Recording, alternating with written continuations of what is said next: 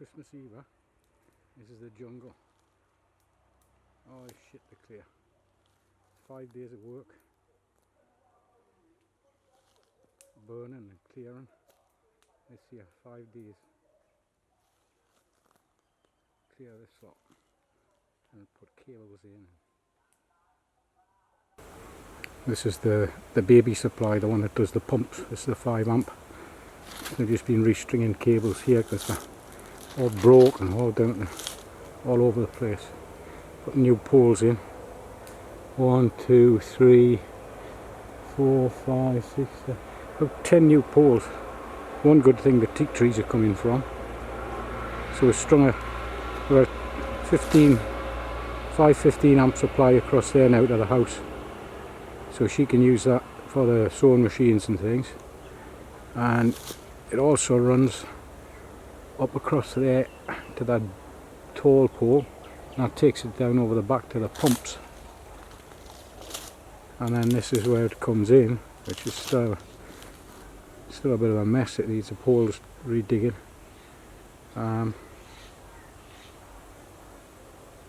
Yeah, and that's the 5 amp, 515 amp supply there into the box, and that powers another pump we got here.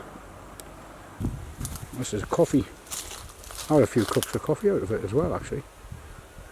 That's quite nice. Amazing the process, like. Worth a try.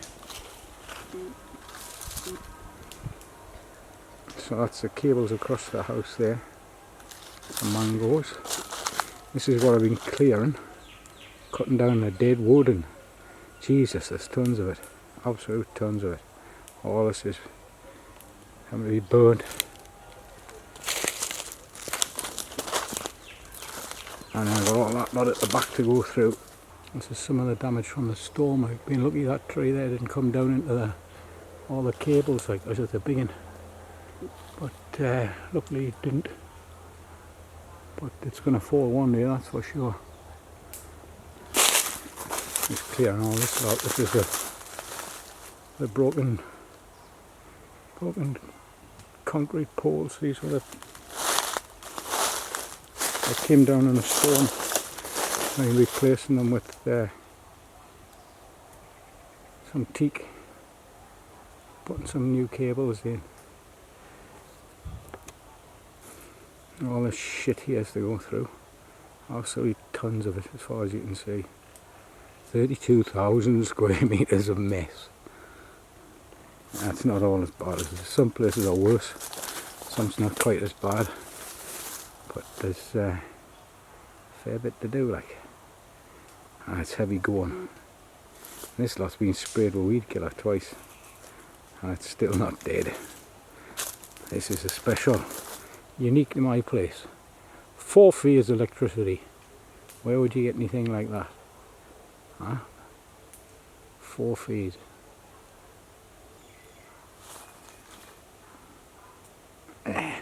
Actually it's doubled up 25mm square cable because we weren't getting enough power. So I've got 2 live, 2 neutrals, because you can't get 50mm cable up here. Best you can get is 35, and it won't fit into the consumer unit screw holes there, 25mm. So you got to do about 500 meters of equivalent to 50mm square, and a couple of 25mm pigtails on either end. And we're finally, instead of getting 27 amps, I'm getting 50 amps now. So the showers and everything are boiling. And the kettles and everything fire up, and the lights don't dim when something goes on. Like, it's lovely. I thought I'd put a 40mm lens on this thing. Oh, my arm's getting shorter. Anyway, so this is Christmas Eve's going to be spent. Probably Christmas Day too. Hacking and burning this shit. Man, look at it. It's absolutely everywhere. Trees down. It's just see the concrete, the wind, when it brought the trees down, it actually smashed the concrete before it broke the cables. Broke the cables in 2 places down there, but it's actually snapped the concrete in half three poles down. And they're not little, you know. And they're not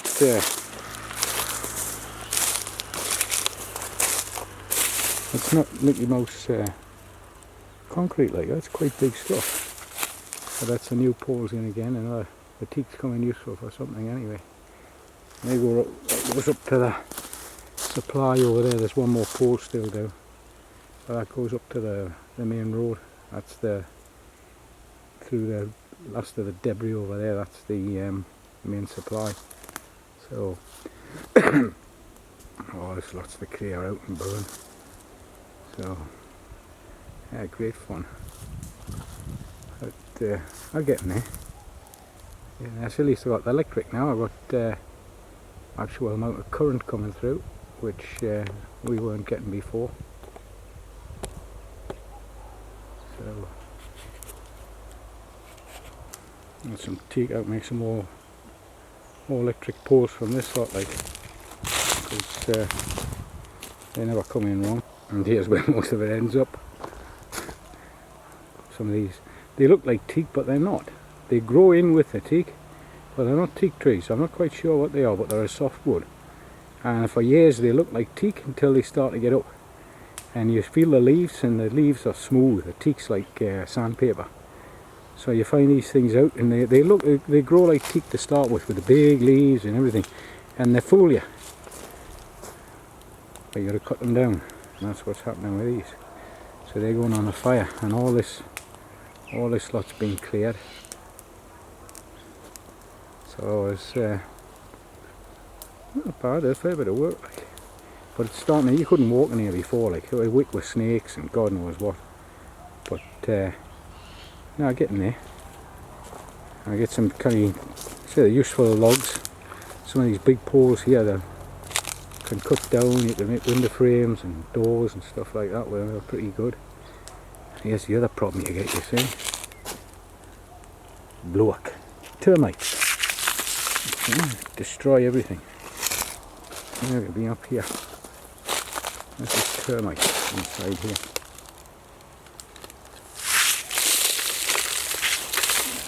The trees covered in soil. They've eaten all the bark off it. But they'll not kill a tree this size. They'll damage it, but they won't kill it. But they've been through these ones, you see. They've eaten the roots. So this, the actual tree itself, like people say that termites don't eat teak. Oh yeah, they don't eat the wood bit. But if you look down here, they've eaten they eat all the root support where it's soft. And then when you get a good strong wind, down it comes, like. I mean, that's a 10-year-old tree. Ruined. Another big one, you see, ruined. Snapped up there where they've eaten all the protection off it. There's a few gone from in here. These are all 4 meters apart, teak here, in rows. You can see this row's nearly, a couple of big ones missing from there. There's a few damaged there. Another one down there, that big one. It's just balancing, but there's quite a few big ones. Here they are in their little nest, the bastards. Termites. You can see the whole place is covered with them. There's a mound over there. You see it behind the joutie. That's one of the bigger termite mounds we got. And they move, like. That'll be gone in probably a few months time. That was over in the corner over there before. It was across there, and they scuttled across to here, and they built this thing here. So let's see the rest of the new poles in there. So it's all from dead felled trees, really. So it's cost me no done the fittings and the work, like. This is the 5 amp cable, 515 amp cable that comes through from the other old breaker. This is comes through to run the big pump. This has got to be, this is getting replaced. It's temporary at the minute. I've just got the cables, new cables through. Like, I'm saying new, they're not exactly new. There's a few bits that'll come up and bite you. I can't see it here. but they got nicks in them, and if you don't turn the electric off, as you pull them along, you end up getting electrocuted, and it doesn't trip the breakers, because you're not doing live to neutral. Like here, the trips only work with a live to neutral fault, not a ground fault. So you've got to be pretty careful. Like now, I'm turning the electric off. And it's the one I got the other year, the Mitsubishi. Nice pump. Like, doesn't do much work at the minute. But I've just been redoing the electrics, like, so it's super safe. See, this one's even got, believe it or not, a ground rod. So it's actually got an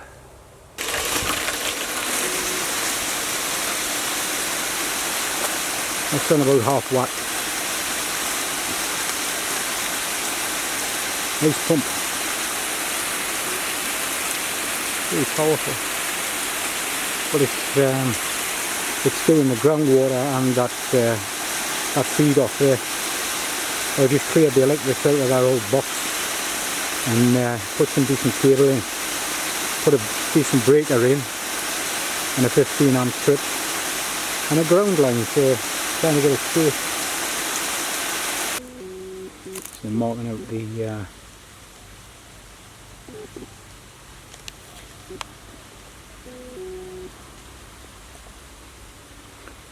the land markers for our piece of land. Like, it runs up here, basically up where them poles are. That's this far edge here. I've just been putting the new poles in and the cables. That's the guy next door's place with the lanyard. And then ours goes down on this side there, past those poles, right down to the end. So I thought it was 100 yards, it's not, it's near 200 yards, so I used 500 metres of cable to get me to the house, and there's another probably 80 yards down there, yeah, 180 yards, and it's 200 yards up the other way, so it's a fair chunk of land to cover, like. Yeah.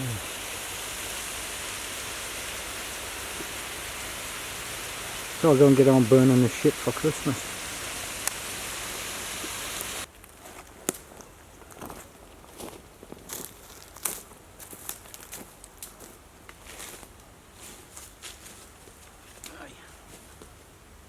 So sometimes it's relaxing. Night time's peaceful. And get the put a few baked potatoes in the fire with some tin foil. Thomas has had them for the first time in his life, couldn't believe them. Like, he's not a big potato eater, but he's never had proper baked potatoes, like. And couldn't believe the difference. And it cools off. But a nice cool night with a fire behind you, it's alright, like. Nobody around to bother you, it's quiet, there's no snakes when it's clear. So, it's got its pros. This backbreaking, like, this work, you're getting too old for this shit. I wish I'd done it 20 years ago. But, it's coming on. A couple of beers and we've sorted. Who could ask for more?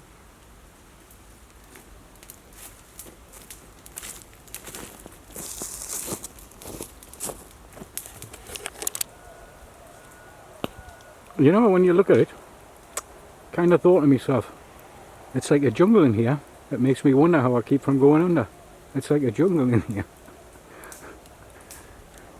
Soon it'll be perfect.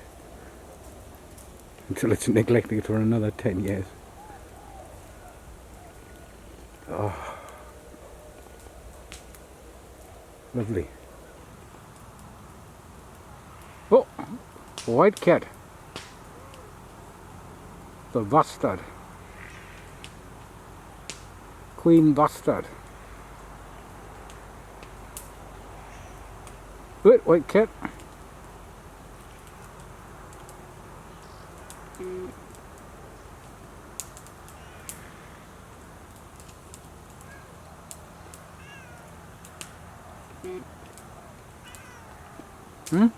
What do you want? Coming over here for what? No fucking food here. Mr. Happy. Happy, happy white cat. Miserable as sin. And white. Oh, oh. There's going to be trouble in store.